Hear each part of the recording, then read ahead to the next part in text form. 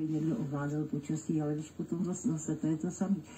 Slyšíte to a teď se začnete o to zajímat a zjistíte, že vlastně to počasí už ovládali před, nevím, v 62. roce. No, to do značné míry připomíná vlastně něco, co známe z psychiatrie a co označujeme jako blud, který je charakterizovaný. Já ti dám blud, jo?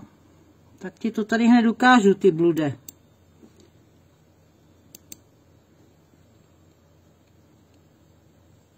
To bylo na seznamu, jo? Ty blude.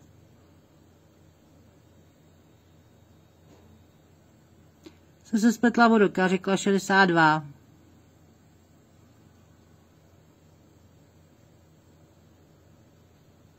František Pustina, jo?